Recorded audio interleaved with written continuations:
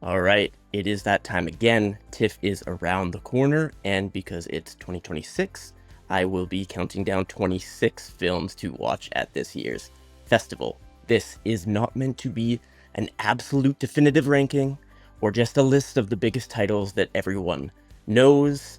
I have tried to balance it with some major premieres, but also some Canadian films, some international hidden gems potentially, and a few other picks.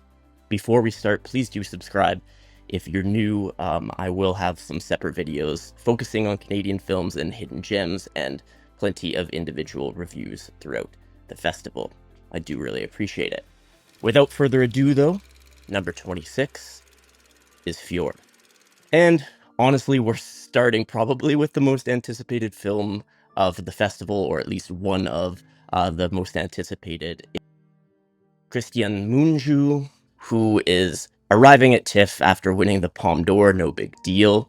His second, actually, 20 years after winning his first Palme d'Or. We have Sebastian Stan and Renate Reinsve, who are both now Oscar-nominated actors, again, no big deal, who play a Romanian-Norwegian couple living in a remote community, and their kind of traditional parenting escalates into a larger conflict involving child protective services and the courts. And the director here is really interested in those moral gray areas where everyone kind of believes that they're doing the right thing, and we have questions about parenting, about culture, about prejudice, and when intervention is justified. Between the Palme d'Or, Sebastian Stan, Renate Reinsve, this will be a tough one to get tickets to, but worth it if you can. Number 25 is Bucking Fastard. I know I said that this list wasn't going to be just a list of the most well-known films, the ones already at the top of folks' watch lists, but I wanted to get a couple big names out early. This is indeed Werner Herzog's first narrative feature in 7 years, and the premise is a bit strange. It's interesting. We have real-life sisters Kate and Rooney Mara, who are appearing on screen together as two inseparable sisters. They speak in unison. They even share the same dreams and fall for the same man. Their search for a place where they believe that love can truly exist leads them to start digging through a mountain. We also have Orlando Bloom and Donald Gleeson to round out a very strong cast. The film will actually premiere first at Venice before making its way to TIFF. Number 24 is How We Stand. Number 24 is our first Canadian film on this list from Marie Clements, who is well known here at TIFF. Her previous film, Bones of Crow, played in 2022. This is, of course, a smaller production than Fjord or Bucking Fastard, but it could be pretty powerful. It is inspired by true events and was adapted by Clements' own play, The Tomb of the Vanishing Indian. It follows a mother and her 3 daughters who leave Oklahoma for LA through what's called the Native American Relocation Program. And this program promised opportunity, but instead the mother is killed and the sisters are separated. Flash forward years later, and their lives are kind of pulling them back together. So the film definitely confronts displacement and indigenous trauma and the severing of families from their community and land, but it's also very much about sisterhood and hope and rebuilding those connections. Clements does something interesting here by combining real history with magical realism, and it is definitely a world premiere that you're going to want to see. Number 23 is River. And with River, we're shifting gears pretty dramatically. We can't fill this entire list with 2.5-hour prestige dramas. At some point, somebody just needs to get chased through the woods. And River is going to give us exactly that. This is Joshua Giuliano's feature debut, and TIFF has it opening Midnight Madness, which is a pretty significant vote of confidence for a first feature. In River, we have 3 estranged siblings reunite after their father's death, and they head to a remote river to scatter his ashes. Their boat breaks down, of course. They're stranded, and then they realize that someone or something is hunting them. We have actors here with experience from Evil Dead, Don't Breathe, and Giuliano is also expanding upon his Fantasia short in sound We Live Forever. This does have kind of all the pieces to become one of TIFF's Midnight Madness breakouts, so if that is up your alley, then definitely check it out. Number 22 is Hachan, Shake Your Booty. This film comes from director Joseph Kuboto Vladica, and it premiered at Sundance back in January, where he actually won the US Dramatic Directing Award. So it has kind of been carrying this subtle momentum since January. We have Rinko Kikuchi, who stars as Haru, who basically shares a love of competitive ballroom dancing with her husband, Luis. But after tragedy strikes, things start to change. People in her life pull back from her, and a connection with a new dance instructor leads the film somewhere pretty strange, where grief and imagination and reality and disreality kind of blend together. And this is what kind of draws me to the film. Rather than making a conventional grief drama, we have ballroom dance and comedy and surrealism, a little bit of everything. And this one could be easy to overlook amongst some larger premieres, but I would highly recommend checking it out. Number 21 is Smudge the Blades. Again, we cannot fill this entire list with very emotionally exhausting dramas as much as I love them. We do need some occasional comedy, and Cody Lightning is great at that. I loved his previous feature, Hey Victor, where he played an exaggerating, kind of self-deprecating version of himself, who is still clinging to his childhood role in the legendary film Smoke Signals, which Cody Lightning was in, and Smudge the Blades is sure to carry some of that humor forward. In Smudge the Blades, we follow the Treaty 6 Blades, which is an indigenous hockey team from a reserve outside Edmonton, trying to basically salvage their final season together. Lightning stars in the film as a Zamboni driver who ends up having to coach the team. The film was shot in Alberta with young indigenous hockey players and Ed Helms, so it really is a unique indigenous twist on this underdog sports comedy story. And underneath all of that is a story of friendship, but also of indigenous culture and youth culture and res hockey that we haven't really seen before. Number 20 is Club Kid. Back to one of the more anticipated films from the festival. This is the feature debut from Jordan Firstman, who also wrote the film and stars in the film as a New York party promoter whose entire identity basically is built around nightlife and being a perpetual adolescent. But then a 10-year-old son he never knew he had suddenly appears in his life, and he has to figure out whether he's actually capable of becoming a father. The film premiered at Cannes and really quickly became one of the festival's biggest stories. It didn't win its section, but the response sparked a major bidding war, with A24 paying reportedly around $17 million for the worldwide rights. But what makes it especially interesting is that this early response to the film suggests that there is a lot to this film. There's comedy, there's queer nightlife and excess, but also like a really earnest father-son story underneath it. Again, it's going to be tough to get tickets to, but if you can, definitely check it out.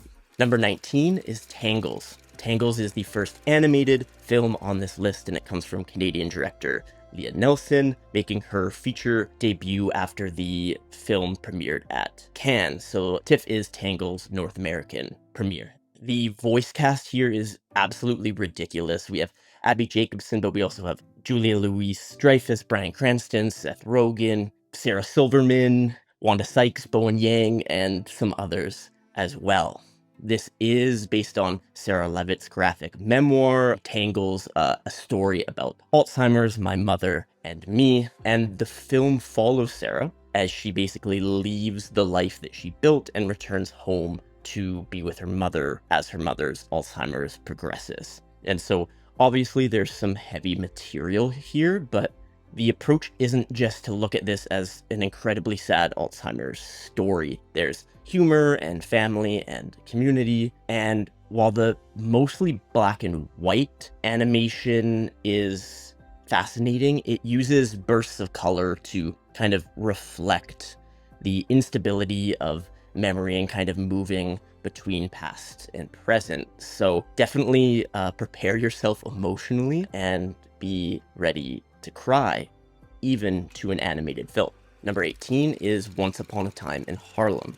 And this is truly a fascinating project. Basically, back in 1972, filmmaker William Greaves gathered some of the surviving figures of the Harlem Renaissance movement at Duke Ellington's townhouse. No big deal. We had artists, writers, musicians, and scholars who got together and spent hours talking and debating and laughing and reflecting on this movement. And Greaves shot the footage while making From These Roots, but never actually used it, and he had about 60,000 feet of 16mm film that basically sat largely unseen for several decades. Greaves unfortunately died in 2014 without ever completing this project. His wife Louise continued working on it until her death in 2023, and then their son David, who was actually one of the original camera operators on the film, finally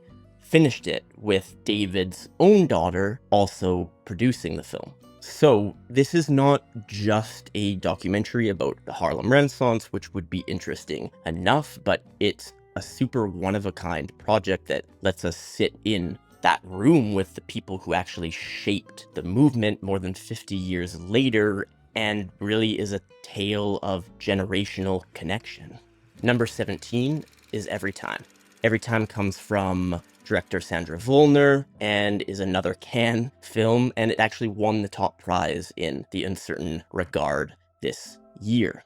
The story here begins after the death of a teenage girl, leaving behind her mother, younger sister, and boyfriend, who carries his own guilt over what happened. Eventually, the three of them travel to Tenerife together for a family holiday that was supposed to take place before her death. As the trip continues, there's this intertwining of past and present as they begin overlapping. So again, we are dealing with grief and with memory, but Vollner seems to be taking an even more complicated approach to both. The film explores guilt and blame and forgiveness, but also the subjectivity of memory. These characters, these humans, all loved the same person, but they don't necessarily remember her or understand what happened in the same way.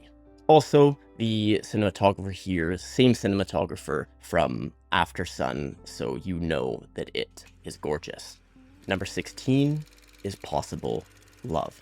Possible Love comes from Lee Chang-dong, which by itself makes it one of the bigger films on this list. Lee is one of South Korea's most acclaimed filmmakers, with work like Oasis and Poetry and, of course, Burning. But Burning came out in 2018, so this is actually his first feature in 8 years.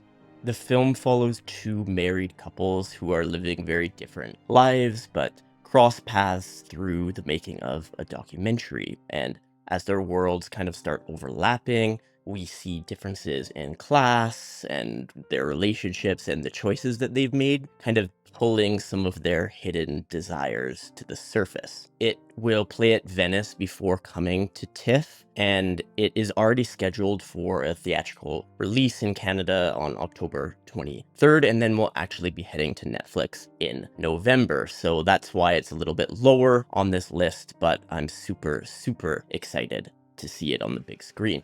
Number 15 is Your Mother, Your Mother, Your Mother. Your Mother, Your Mother, Your Mother is one of, again, the higher profile world premieres at TIFF this year. It comes from writer-director Bassem Tariq and stars the wonderful, the amazing Mahershala Ali. The two were actually originally supposed to make Marvel's Blade together, but after that fell apart, Tariq wrote this film specifically with Mahershala Ali in mind, and Ali plays Latif, who is a devout Muslim, a loving father, and a contract killer. but with a strict moral code. No using guns, and only targeting who he believes the world would be better without. But after the death of his wife, he is left to raise their children, including a newborn daughter, while he is trying to reconcile this kind of cognitive dissonance that comes from his faith and fatherhood and the violence that he's essentially built his life around. Ultimately, he's drawn into a larger conflict involving a former soldier leaving a radical church. So yes, this is going to be a very fun, intense crime thriller, but it also appears to be asking much bigger questions about grief and mercy and parenthood and responsibility. Number 14 is Bunker. Bunker comes from Florian Zeller, and I have some personal bias here because The Father is one of my favorite films of the last decade, and that of course came from Florian Zeller. I remember watching it at the Calgary International Film Festival, not at TIFF, but basically having to sit in the theater after the credits rolled because I had been bawling my eyes out, and there were several people who were doing the same. Zeller came to film through theater and adapted The Father, which was his own play, before making The Son, and that film was definitely not as strong, but Bunker is taking him in a completely different direction. Side note, I would love to see The Mother at some point. That's actually my favorite play of his. This film, though, stars Javier Bardem and Penelope Cruz, who play a married couple. Basically, their relationship starts to fracture. We also have Paul Dano and Patrick Schwarzenegger in the cast, and Zeller uses this film to explore marriage and class and wealth and fear. If it approaches anything even remotely close to The Father, then we could be in for something great. Number 13 is A Talent for Murder. A Talent for Murder has a pretty simple selling point, I would say. We have Helen Mirren in a starring role playing Patricia Highsmith. The film comes from Anton Corbijn, the director of Control, The American, and A Most Wanted Man, and is adapting Joanna Murray Smith's play called Switzerland. Basically, we have Mirren, who plays Highsmith, late in her life, living kind of as a recluse in Switzerland, when a young literary agent, played by Alden Ehrenreich, arrives to try to convince her to write one final Tom Ripley novel. And what kind of starts as a professional negotiation turns into this psychological battle between the two of them. And look, I cannot wait to see Mirren playing the woman who created Tom Ripley in a thriller about manipulation and obsession and murder. It is a TIFF world premiere, so we don't know for sure what to expect, but I am cautiously optimistic. Number 12 is Gentle Monster. Gentle Monster comes from Austrian director Marie Kreutzer. I really loved Corsage a few years ago from Kreutzer, which was kind of an unconventional period piece about Empress Elizabeth of Austria, and Kreutzer is going in a very different direction here. We have Lea Seydoux, who plays Lucy, a concert pianist who has moved to the countryside with her husband Philip and their young son. Then, one morning, the police arrive. Her husband Philip is arrested, his computers are seized, and Lucy is more or less left questioning whether the person she built her life with is actually who she thought he was. So she has to figure out what she needs to do to protect their child. There is some uncomfortable real-world context, I would say. Kreutzer began developing the film in 2020 after reading an investigation into a major child sexual abuse network in Germany. And then 3 years later, Corsage actor Florian Techmeister was actually charged in a child sexual abuse case. Initially, Kreutzer was thinking there's no way that I can make this film anymore because the two would inevitably be connected. But then she ultimately decided that backing away from the subject would be even worse. And she has been clearly quite outspoken about her actors' actions. So we do have an interesting subtext there as well. Number 11 is The Unknown. The Unknown comes from director Artur Arahi, and Arahi might sound familiar even if you haven't seen his previous films that he's directed, because he's most well known for co-writing Anatomy of a Fall with Justine Triet, winning the Oscar for Best Original Screenplay. It was a pretty brilliant script, and now he's back directing something that is probably even stranger than that one. We follow David Zimmerman, who is a photographer approaching 40, who barely leaves his home. His friends ultimately drag him to this huge party, and he becomes very fixated on a woman in the crowd. He follows her and then wakes up several hours later in her body. So yes, this is technically a body swap movie, kind of, but I wouldn't say that it's exactly Freaky Friday. We have Léa Seydoux again on this list alongside Neil Schneider, with Harari using this kind of premise to explore identity, obviously, consciousness, gender, and how much of who we are is connected to our physical bodies that we occupy. Interestingly, this production is also a Harari family affair. It adapts the graphic novel that Arthur created with his brother Lucas, who co-wrote the screenplay, while another brother, Tom, serves as the DP, the cinematographer. Number 10 is Nobody's Violence. Nobody's Violence is another Canadian project here, and probably one of the less recognizable titles, at least this high on the list. But it does come from established Quebecois filmmaker Denis Côté, who has spent more than 20 years making super interesting, strange, adventurous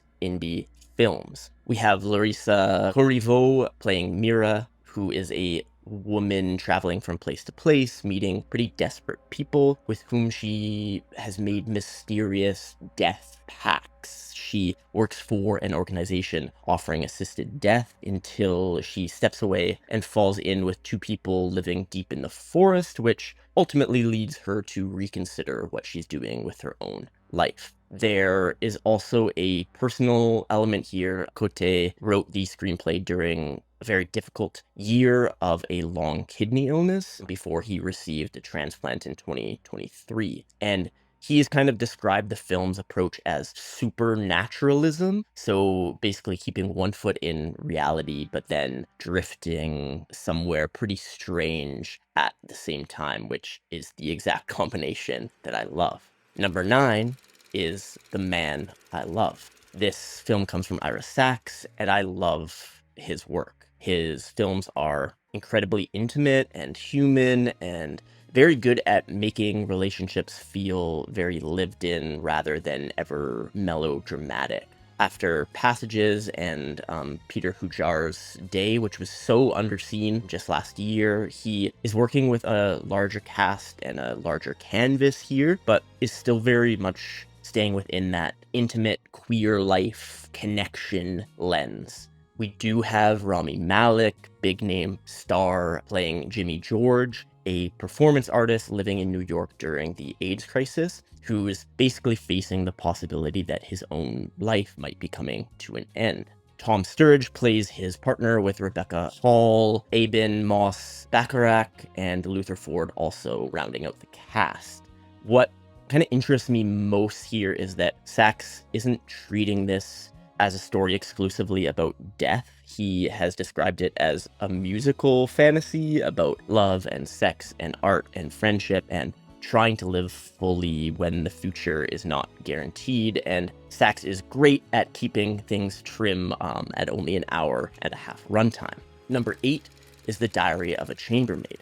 The Diary of a Chambermaid comes from director Rado Jude, and this one is playing in wavelengths, which means that it will be a little bit different, a little bit weird, a little bit non-traditional, which is amazing. The film takes its name from the early 20th century novel, but it's not just a period adaptation. Instead, Jude is bringing these ideas into the present. We follow Gianna as a young Romanian woman working as a housekeeper for a very affluent family in Bordeaux. She cares for their son while her own daughter grows up back in Romania. In the evenings, though, she rehearses with an amateur theater company, adapting The Diary of a Chambermaid. So we have this kind of meta-contextual exploration of this original 20th century text. So the original novel fits inside the film, while Gianna is living a modern version of those same class and labor relationships. Apology for the nerding out.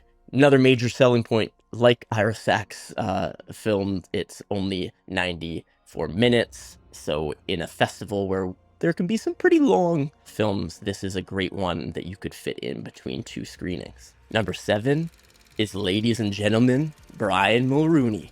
This film I cannot wait for.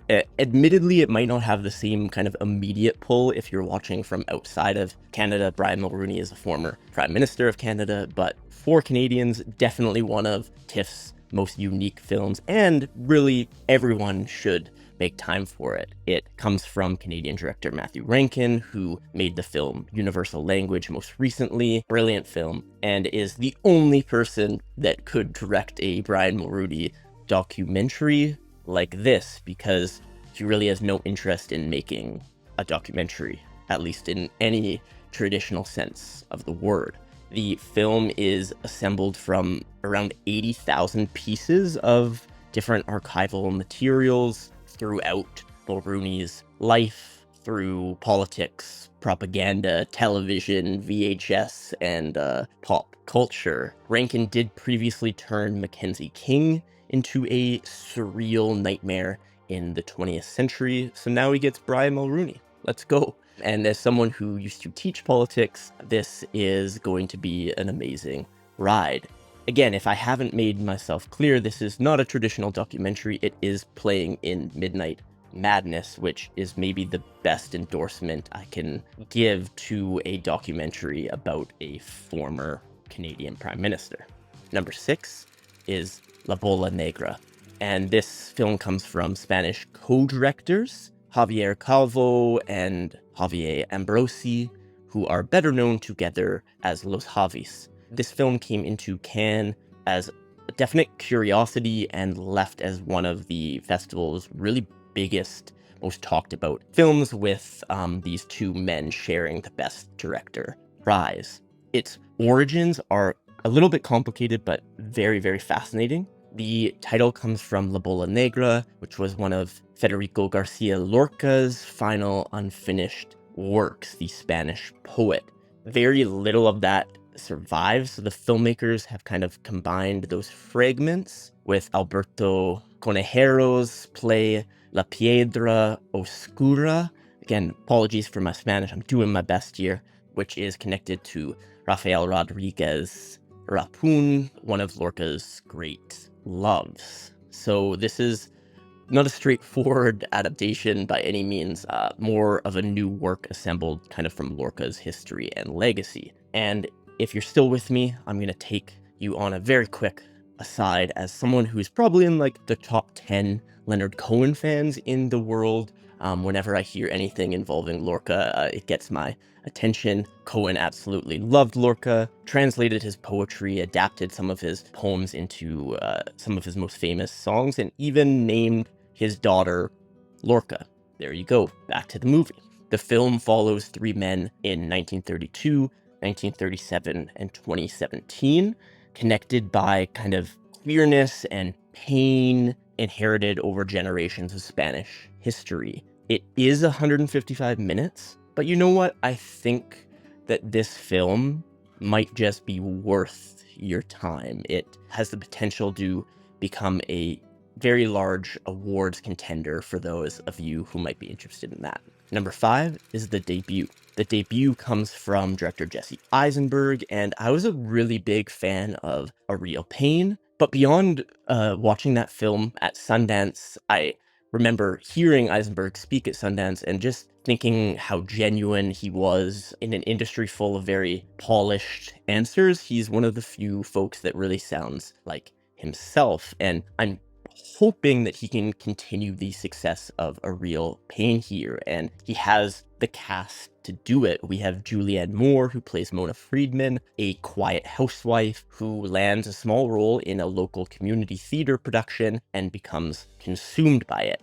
Alongside Moore, we had Paul Giamatti, not a terrible leading duo, and Giamatti plays kind of a domineering theater director that pushes Moore to her limits. We also have Halle Bailey and Eisenberg himself in the cast, and like most of Eisenberg's work, this film draws from his own experience, discovering community theater in New Jersey in the 90s, and essentially like treating a small production as a life or death situation.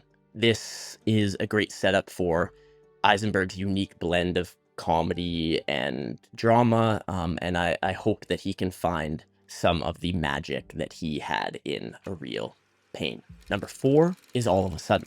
All of a Sudden comes from esteemed, remarkable director Ryusuke Hamaguchi, and Hamaguchi is one of the most acclaimed international filmmakers working right now. Drive My Car won Best Screenplay at Cannes and then went on to win the Oscar for Best International Feature. And don't get mad at me here, I might actually prefer the film that followed that, Evil Does Not Exist, just a little bit more, which I know is a controversial take, but Drive My Car went on for a little too long, and this one is a long one too. It's 196 minutes. 3 hours and 16 minutes, I believe, for those of you not wanting to do the math. But still, despite the length, I have it at number 4 because I trust Ryusuke Hamaguchi's ability to create fascinating, complex, layered human stories. The film itself follows Marie Lu, who runs an elderly care facility in France, alongside Mari, who is a Japanese theater director living with terminal cancer. A lot of theater connections on this list, but their friendship grows out of a shared interest in care and dignity and challenging these systems that exist that maybe are not optimal for human beings. It premiered at Cannes, where our lead actresses shared the Best Actress award, and like I said, over 3 hours is a long time, but Hamaguchi is one of the few filmmakers that I'm willing to trust with it. Number 3 is Minotaur. Minotaur comes from Russian filmmaker Andrei Zvyagintsev.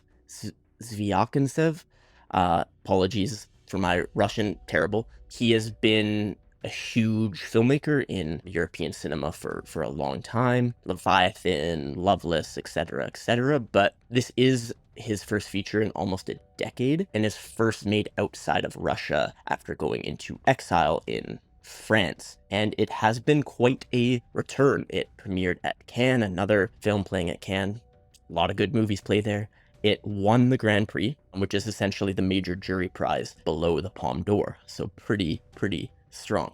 It is set in Russia in 2022 and follows Gleb, who is a wealthy businessman whose marriage begins collapsing just as he's pressured to provide men from his company for military mobilization. There are very personal and political pressures that reveal something pretty ugly inside of him.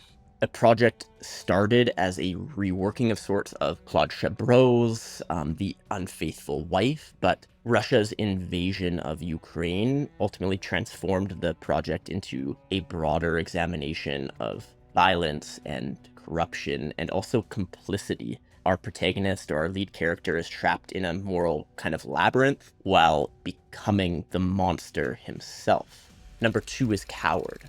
Coward comes from Belgian director Lucas Dont, and I absolutely loved his film Close, one of my favorite films from the last 5-6 years. There are some shots in that film in Close, the boys running through the fields that just stick with me years later, and thankfully the DP of that film is back, Frank van den Eyden, continuing this collaboration with Dont that also includes the film Girl.